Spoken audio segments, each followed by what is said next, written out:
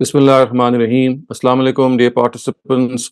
Welcome to this session of Quran for Ramadan. Today we'll study some verses from Surah Mu'minun, which is the 23rd Surah of the Quran. So let me read out the text and translation. إن الذين هم من خشية ربهم مشفقون والذين هم بآيات ربهم يؤمنون والذين هم بربهم لا يشركون والذين يؤتون ما أتوا وقلوبهم وجلة أنهم إلى ربهم راجعون أولئك يسارعون في الخيرات وهم لها سابقون ولا نكلف نفسا إلا وسعها ولدينا كتاب ينطق بالحق وهم لا يظلمون.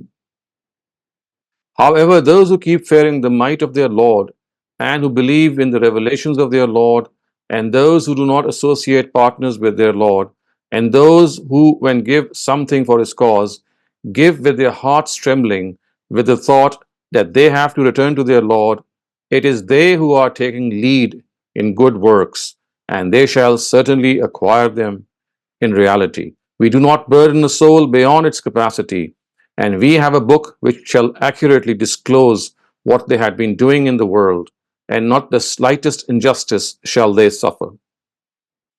These verses start off with a mention of the fact that people who take lead in good works, people who do righteous deeds, they are ones who have some specific traits. So, where the end is found in the conditional sentence here, it is said, "Ulaika allazina yusari'una fil khairat." That these are the people who take lead, and who shall take lead, who are taking lead in good works, and they shall certainly acquire them. So basically, this is like telling us that as far as people who will be closer to God, who will win His favor, will have these traits. And it starts off by saying that those who fear the might of their Lord.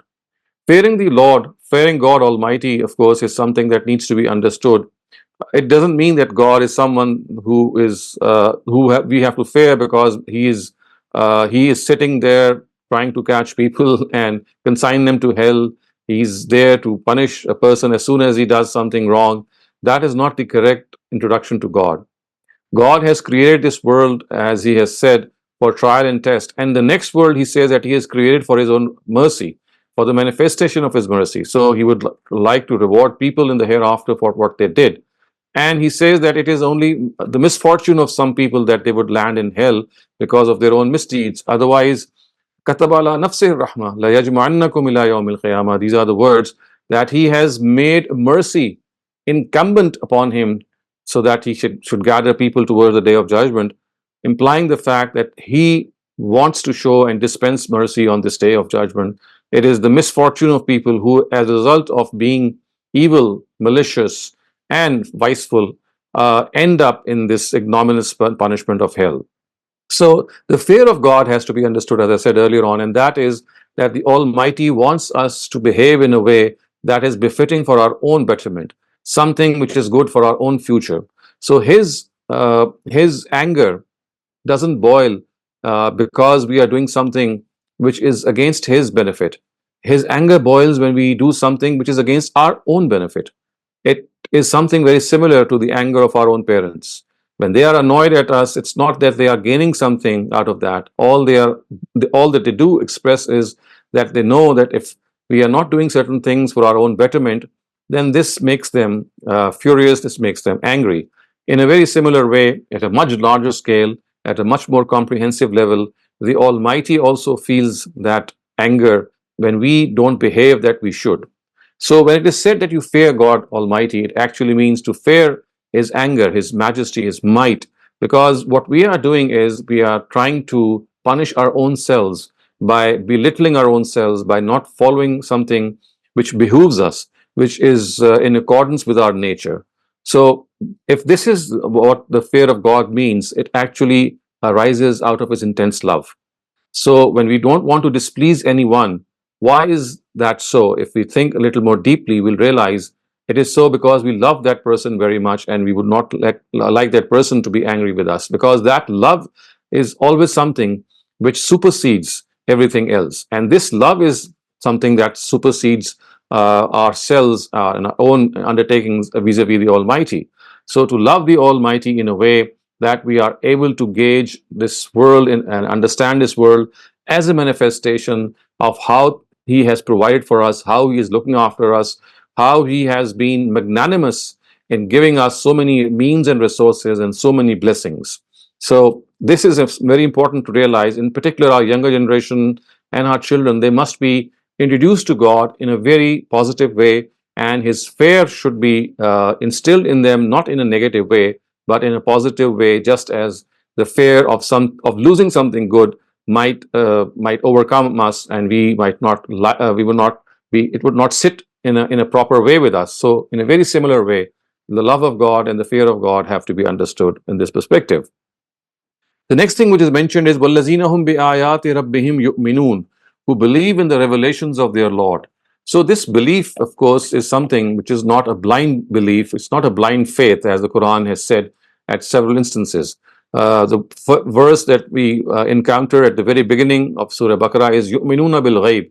It actually means that they believe while not seeing whatever they are asked to believe. In other words, they believe certain things because of the arguments and proofs which are present in favor of that thing, and they don't demand to see that thing. For anyone can believe in what he or she sees, but a person who is intellectually capable would be a person who will understand certain things by knowing that there are certain proofs which are found in favor of that thing. So thus, for example, if we see smoke coming out of a certain place, we would be certain that there is some fire around, and we would not go there to check the fire. That smoke is enough sign for us. It's a sufficient sign for us to know that that fire is there. Similarly, to believe in God, to believe in His revelations, to believe in so many things that it asks us to do, all of these beliefs and faiths, they are punctuated with reasoning, with arguments which the Quran furnishes.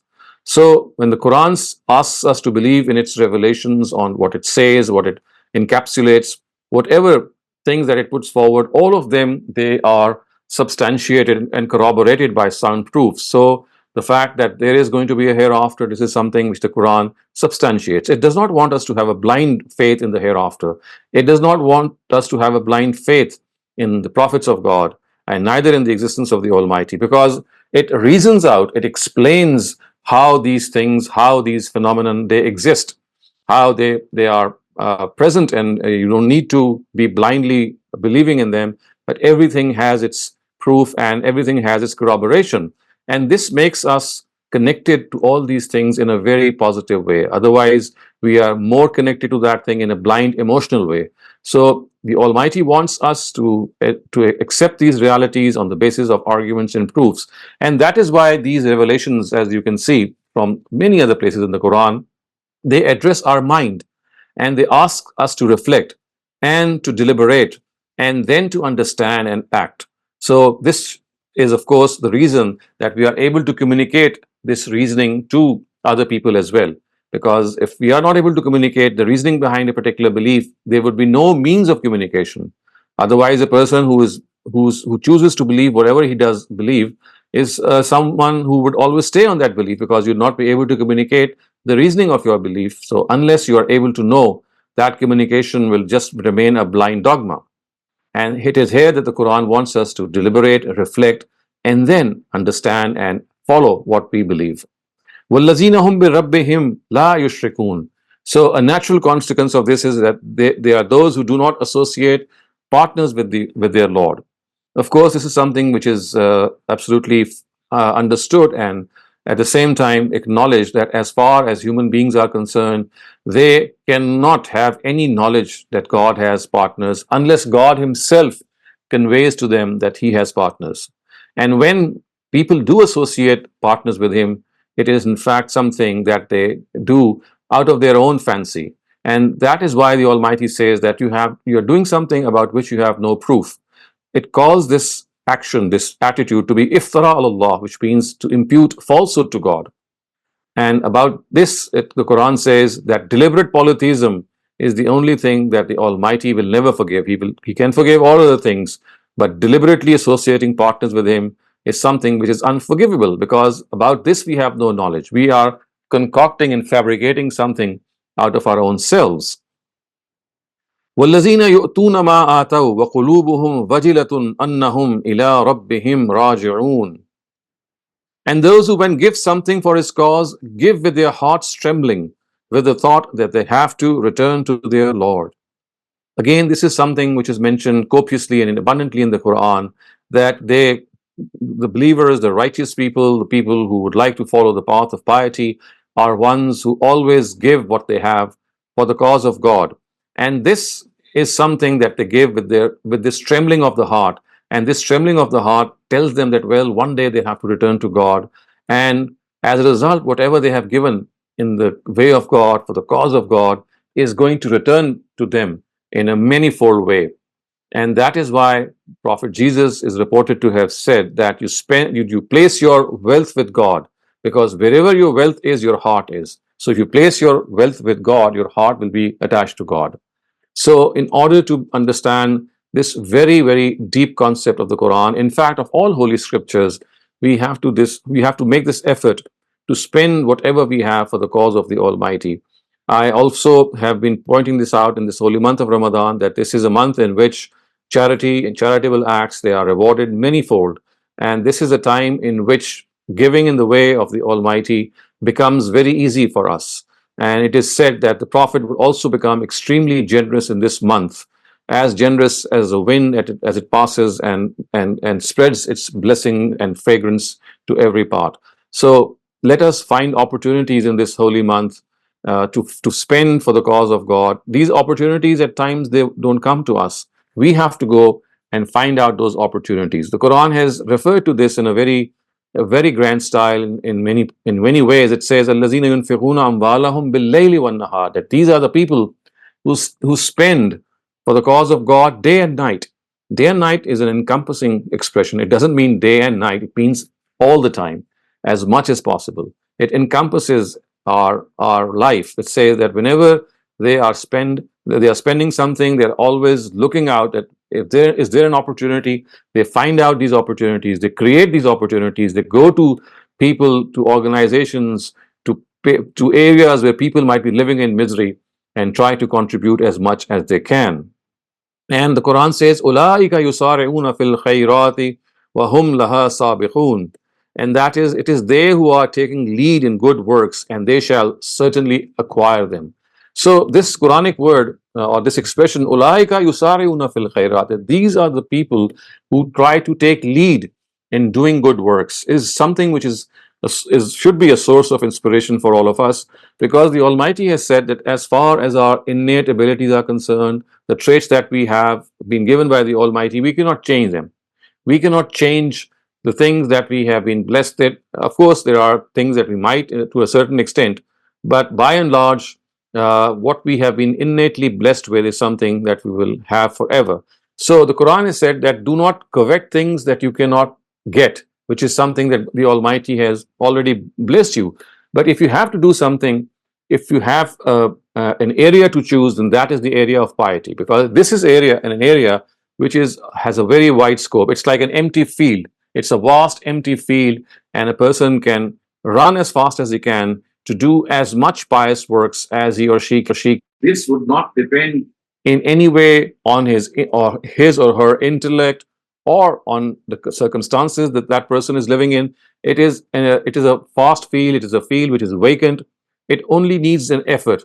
It only needs that intent and thinking, that whatever best we can do to help people, to help those around us, especially the underprivileged, and to share our blessings. So at the same time, look after other people, not only just human life, but at the same time, animals also require our affection and our sympathy. So believers are those who are pious, sympathetic to all forms of life. And then the Quran says, "Wala nukallifu nafsan illa wus'aha, waladayna kitabun yantiqu bil haqq wa hum la yuzlamun." In reality, we do not burden a soul beyond its capacity, and we have a book which shall accurately disclose what they had been doing in the world, and not the slightest injustice shall they suffer. So the Quran has made this point here, that the Almighty does not burden people beyond their capacity. He does not give them directives which are beyond their capacity. And unless, of course, there are exceptions, and those exceptions relate to areas in which when a person is to be punished, then yes, there are certainly directives which are given, which are difficult for that person to follow, because in the first place they are directives. But as far as the Sharia in itself is concerned and the commands of God are concerned, we have to realize that they are not beyond our capacity. They are not something that we cannot do. They are in harmony with human nature. They are close to human nature, and they are so close to human nature that when we receive them, we feel as if they are the call of our own hearts. And the Quran says that finally you have to keep this in mind, that every single deed that you do is being recorded. And the Almighty says, وَلَدَيْنَا كِتَابٌ يَنْطِقُ بِالْحَقِّ, that we have a book, we have a register of accounts which shall disclose everything that people have done, and not the slightest injustice will come to them, which actually inspires both hope and fear. Hope in the sense that everything that we do will be recorded there and shall be produced there, and fear in the sense that every evil deed that we have done will also, we will encounter that, and God help us that we are able to somehow do away with it, because its effects are really going to be devastating. So with this, we come to an end to a discussion on this passage, and let us now move on to the Q&A section. Thank you, Dr. Shehzad, for a beautiful explanation of the verses. Our first question will come from Abrar. Please unmute your mic and ask your question. अस्सलाम वालेकुम वरहमतुल्लाह। Sir, मेरा question है कि एक हदीस के अंदर आता है कि अगर एक शख्स दूसरे शख्स को काफिर कहता है और अगर दूसरा शख्स उस कुफ्र का हकदार ना हो, तो कुफ्र जो है वो पहले शख्स पे लौट आता है। तो इसी हदीस को ना अभी एक हाल ही में एक स्कॉलर ने बड़े ही खतरनाक तरीके से इंटरप्रेट किया। तो उनका कहना ये है कि मिसाल के तौर पे अगर मैं कादियानियों को जो है अहमदी हजरात को काफिर कहता हूँ और गामदी साहब के नज़दीक उनको काफिर कहना जायज़ नहीं है, यानी कि वो कुफ्र के हकदार नहीं हैं, लेकिन अगर उसके बावजूद मैं उनको काफिर कहता हूँ, क्या अब ऐसा है कि मेरा उनको काफिर कहना मुझ पर ही वापस लौट आएगा? जी, ऐसा ही है। मैं देखिए बहुत दफ़ा इस बात को समझा भी चुका हूँ, और गामदी साहब का चूँकि आपने नाम लिया तो उन्होंने इस मौजू पर लिखा हुआ भी है। आप उनकी तहरीर पढ़ें, उन्होंने इस चीज़ को बयान किया है कि किसी को काफिर करार देना किसी इंसान का इख्तियार ही नहीं है। ये इख्तियार सिर्फ़ खुदा का है। खुदा ने ये इख्तियार इस्तेमाल किया अपने रसूलों के ज़माने में, और वो इस इख्तियार को इस्तेमाल करेंगे क़यामत के दिन। हम आम लोगों को इसका सिरे से इख्तियार नहीं दिया गया। हम आम लोगों का ये काम ही नहीं है कि किसी को उम्मत मुस्लिमा से काटें या उसको काफिर करार दें। काफिर एक शख्स होता है इत्माम हुज्जत के बाद जो अल्लाह ताला के रसूल करते हैं, और वो भी अल्लाह ताला ही के बिहाफ पे करते हैं।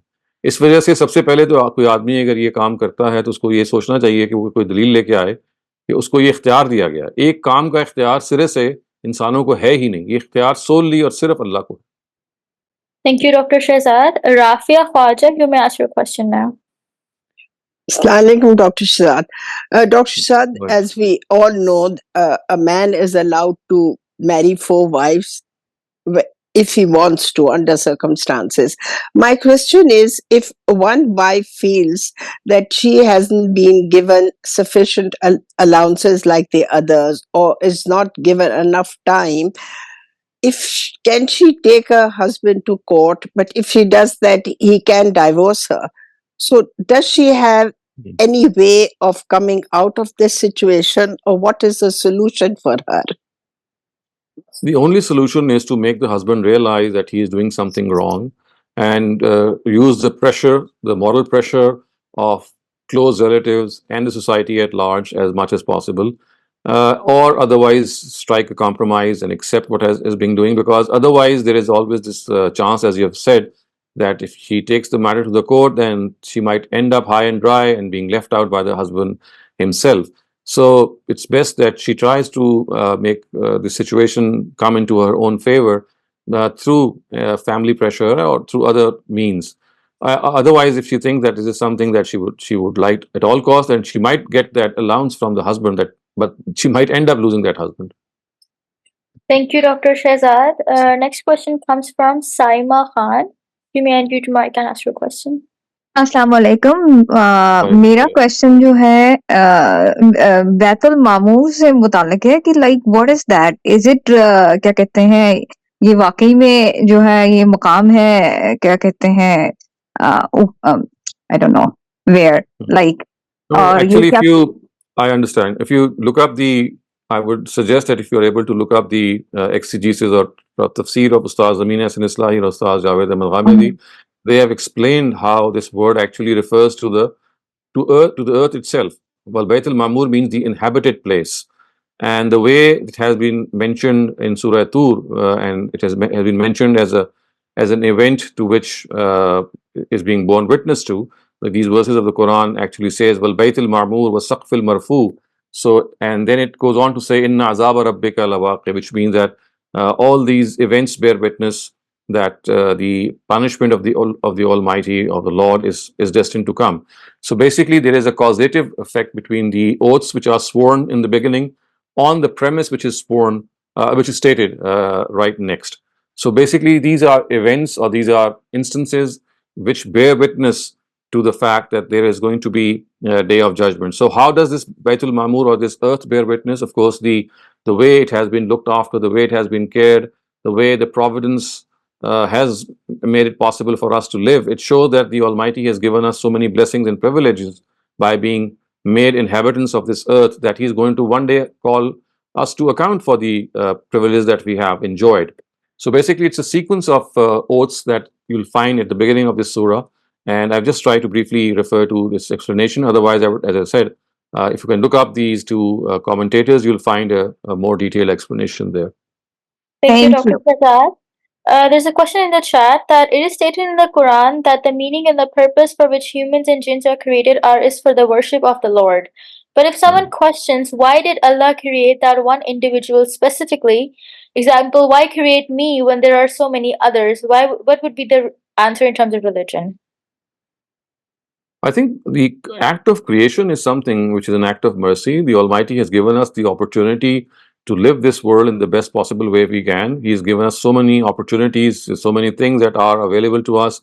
We can make this life a real source of pleasure for us and to people who are around us. And so much is this comfort and pleasure that we derive out of it, that when we create new life, when a husband and a wife come together and a new life is born, that life which comes into existence and grows up, it never questions that why did you bring me into this world? Because the child who is born and who later becomes a man or a woman, he or she thinks that this is a big blessing that they have been given. So I think we have to understand the scheme of the Almighty in this matter. The scheme is that He did not ask us to when He created us, and we also don't ask when we create our children. So this question should not arise because we are, we never ask this from our children. And at the same time, if life is given to us, we do think that life is a big boon blessing. And even now, if I am sure that my roof is going to fall, what's my first and instant reaction? That is to save myself, because I think that life is a blessing. I'll run out of this room like anything. So you see, this tells us that this self-preservation mechanism, which is found in us, makes us realize this, that we find life to be a blessing and not a bane. It's a boon and not a bane. Thank you, Dr. Shehzad, for beautifully explaining that. There's a question. Can we replace Sunnah or Nafil prayers to replace with reading Qaza prayer to replace first prayer we missed in our lives? Yes, we can. Thank you. Next question comes from Fazil Khan. You may ask your question now. Assalamu alaikum, sir. Walaikum salam. Sir, my question is about our daily use perfumes names like Yves Saint Laurent and Christian Dior. So, are perfumes with these types of Christian names halal in Islam, or we can change our brands? Why? Of course they are halal. I mean, what does a name got to do with the faith that we have? You can use any perfume or any cologne that you find pleasing, which has a good fragrance. Changing of name is not an issue at all here. Baran, you may ask your question now. Assalamu alaikum wa rahmatullahi wa barakatuh. Wa alaikum assalam.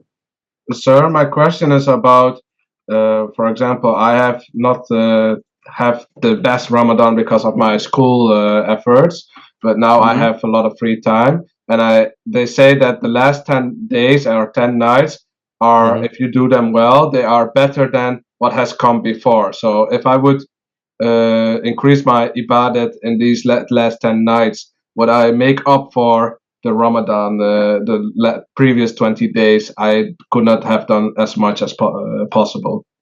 Well, let's hope for the best. Yes, I mean, if a person was out of some compulsion, out of some reason, was not able to do so, yes, these last 10 days, especially the odd nights, they offer a lot of blessings and the affection of the Almighty, especially focused on these odd nights. So, as much as is possible, you can concentrate on these last 10 days and do what best you can. Thank you, Dr. Shehzad. I have a follow-up question. The last 10 nights or the odd nights have significance because of the Laylatul Qadr, or they're just significant because Allah said so? They are significant because of the Laylatul Qadr. Because you see, when the Prophet was asked about the Laylatul Qadr, he said that he's forgotten when that night came, because it was that night in which the revelation of the Quran had begun. And when he was questioned further, he said that all that I remember is that that night was in the last 10 days, and further in those 10 days, it was on one of the odd nights. So basically, we know that Laylatul Qadr is a night of destiny, as it's called by the Quran, and it is a night in which the Almighty makes important decisions. It is the night which the Quran says it's peace until dawn. Gabriel and his whole army of angels descend on earth with important directives. So it's a blessed night. So basically, in the last 10 days, you never know which odd night is the one in which this Laylatul Qadr is going to arrive. And for that, Muslims are vigilant. And that was what the Prophet would also do. Thank you. There's a question in the chat about zakat. What is the nisab for savings in cash? Do we follow the nisab for silver or gold? Because there's a huge difference between the two thresholds. Yes, I've been explaining this as well, that as far as gold is concerned, in the times of the Prophet, it was used, the silver standard was used. The 7.5 dollars of gold or 52 grams of silver, they had their equivalents in the time of the Prophet. So in the time of the Prophet, the two were equal. And it was primarily in silver that the nisab was prescribed. So today, 52 grams of silver, whatever their cost is, if you have wealth beyond that, then your whole wealth will be taxable. Otherwise, if your wealth is below 52 or 52.5 grams of silver, then it shall not be zakatable. Thank you. Mansoor Ahmed, you may ask your question now. Assalamu alaikum. Walaikum assalam. Sir Bukhari और मुस्लिम में रसूलुल्लाह सल्लल्लाहु अलैहि वसल्लम से मंसूब एक बात बताई जाती है जिसमें रसूलुल्लाह सल्लल्लाहु अलैहि वसल्लम ने फरमाया कि मेरे मेंबर और मेरे घर के दरमियान वाली जगह रियाजुल जन्ना है, तो इस रियाजुल जन्ना की माना क्या है? इसका मतलब असल में यह है कि जन्नत के बागों में से एक बाग, मुराद ये है कि यही वो जगह होगी कि जब अल्लाह ताला क़यामत में इस दुनिया को तब्दील करेंगे, तो जहाँ पे उनका मेंबर और वो जगह है, वो क़यामत के बाग या उसकी क्यारी में तब्दील हो जाएगा। और इसकी वजह से फिर लोग वहाँ पे नमाज़ पढ़ने की कोशिश करते हैं, क्योंकि ये ख्याल है कि वहाँ की जगह है जो अल्टीमेटली कन्वर्ट होकर जन्नत का बाग में तब्दील हो जाएगी। तो शायद ये बहुत मुबारक जगह है, वहाँ फिर लोग फिर नवाफिल अदा करने की कोशिश करते हैं। तो ये एक सिर्फ अल्लाह ताला के पैगम्बर की तरफ से ताबीर है कि ये वो जगह है कि जब ये दुनिया दूसरी दुनिया में तब्दील होगी, तो ये जन्नत का बाग बन जाएगी ये जगह। Thank you, Dr. Shehzad. There's a question. We do not burden a soul more than it can bear. I want to know its interpretation. Like, are there any exceptions to it? What about those who commit suicide and those suffering? Right. So normally what is meant by this expression, because it occurs considerably in the Quran, at least 5 or 6 times, on most occasions it refers to the fact that the directives of the Sharia which the Almighty has given human beings, they are not beyond their human capacity. So they can always be able to follow them. And therefore, if they think that they are beyond capacity, then they should either think that they might have misunderstood those directives, or maybe the directives have a different explanation than what they have understood. However, there are instances in which the directives become difficult to follow. For example, we know that the Jews were punished for a certain misdemeanor that they perpetrated. And as a result, they were given certain very, very strict directives, and which actually became very difficult for them to follow. So yes, there are at times instances in which the Almighty, through some collective punishment, punishes a nation for its misdoings and gives it directives which are beyond their capacity. But in general, as we know from this verse, the Almighty tells us that these directives are ones which are in accordance with human nature. And if you recall that in Surah Baqarah, where the surah ends, it says that God, do not burden us with directives which are beyond our capacity. So this is precisely in lieu of the fact that nations before them, especially the progeny of Abraham, the Jews, they were burdened with these directives because of their own misdoings. Thank you, Dr. Shehzad. Salman Aziz, you may ask your question now. अस्सलाम वालेकुम sir. वालेकुम अस्सलाम। Sir एक हदीस है कि जब तक ईमान कंप्लीट नहीं, को मफहूम कुछ ये है, जब तक नबी सल्लल्लाहु अलैहि वसल्लम जो है वो हमें अपने तमाम वालिदैन सबसे ज्यादा महबूब ना हो जाए। इसको थोड़ा सा एक्सप्लेन करें सर। माज़अल्लाह, मतलब I might not be sounding blasphemous, लेकिन ये है कि it doesn't sound for a layman to be a bit of imposition. इसका मतलब असल में ये है कि वो हिदायत जो नबी सल्लल्लाहु अलैहि वसल्लम लेके आए हैं, जब वो ये कहते हैं कि मैं सबसे अजीज ना हो जाऊं, उनकी ज़ात से मुराद वो जो जिस चीज़ के वो सिंबल हैं, जिस हिदायत को वो लेके आए हैं, वो आपको उतनी अजीज ना हो जाए।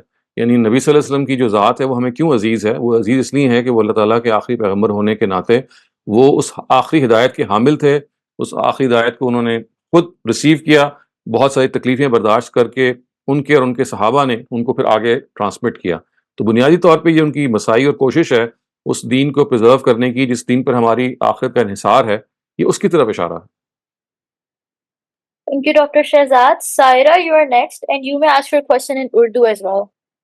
जी, मैंने पूछना था कि अभी एक आयत में भी आया था, और when we are talking about distribution of wealth or giving to the poor, उसमें एक ये चीज है कि when it मतलब that it should hurt you, कि एक अमाउंट होता है ना कि मैं ज़कात का दे रही हूँ, I can well afford it and I can still travel business class and I can live in hotels paying $300 a night, but then I'm talking about कि आप इतना दें कि उसमें देने में आपको कुछ तकलीफ हो। ये एक दफा मेरी नानी ने कहा था किसी इंसिडेंट में कि इतना दें कि जब आप देते हैं तो आपको देते हुए भी थोड़ी तकलीफ हो।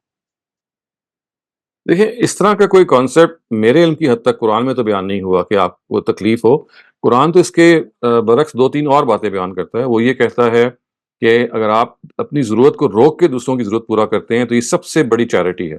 यानी आप भी ज़रूरतमंद थे और आपके सामने कोई ज़रूरतमंद आ गया और आपने अपनी ज़रूरत को सैक्रिफाइस करके दूसरे की ज़रूरत पूरी कर दी, तो कुरान कहता है कि ये हाईएस्ट फॉर्म ऑफ चैरिटी है। दूसरा, वो कुरान हमें ये बताता है कि जो एक और बहुत बड़ी चैरिटी की किस्म है जो अल्लाह ताला को बहुत महबूब है, वो ये है कि अपनी अजीज़ तरीन चीज़ आप अल्लाह की राह में दे दें। तो आपकी जो अजीज़ तरीन वेल्थ या एसेट है, अगर आप वो देते हैं तो उससे तो हो जाते हैं, लेकिन गालिबन आपकी नानी की भी मुराद शायद यही होगी। उन्होंने लफ्ज़ ऐसा इख्तियार कर लिया जिससे शायद हो सकता है कि ये गलतफ़हमी हो रही हो कि तकलीफ़ क्या हो। यानी वो पिंच करना जो मुराद उनकी है, शायद वो यही हो कि आप वो चीज़ जो आपको पसंद है वो आप अल्लाह की राह में दे दें, क्योंकि ज़ाहिर है जब आप अल्लाह की राह में उस चीज़ को देंगे जो आपको पसंद है, तो थोड़ा-सा आपको सैक्रिफाइस तो करनी पड़ेगी, तो शायद वो इसकी तरफ इशारा कर रही हैं। तो कुरान ने इसको बयान किया है कि लन तनालुल बिर्रा हत्ता तुनफिकू मिम्मा तुहिब्बून, कि आप अल्लाह ताला से जो वफ़ादारी का दावा करते हैं, उसकी इंतहा तक नहीं पहुँच सकते, आप उसको वाक़ई नहीं पा सकते, जब तक आप उसकी राह में वो चीज़ ना खर्च कर लें जो आपको बहुत अज़ीज़ है। तो शायद वो ये बात बयान कर रही होंगी जिसको उन्होंने पिंच करने से ताबीर किया। Thank you, Dr. Shehzad. The last question was that was Surah Fatiha revealed on the night of Laylatul Qadr? Because it's the first revelation of the Quran, yes, it was revealed on the night of Laylatul Qadr. Thank you, Dr. Shehzad. Thank you, everyone, for participating. We will be concluding our session over here today, and I have noted down the remaining questions, and we can take that up tomorrow, inshallah. Have a great rest of the day. Allah Hafiz. Allah Hafiz.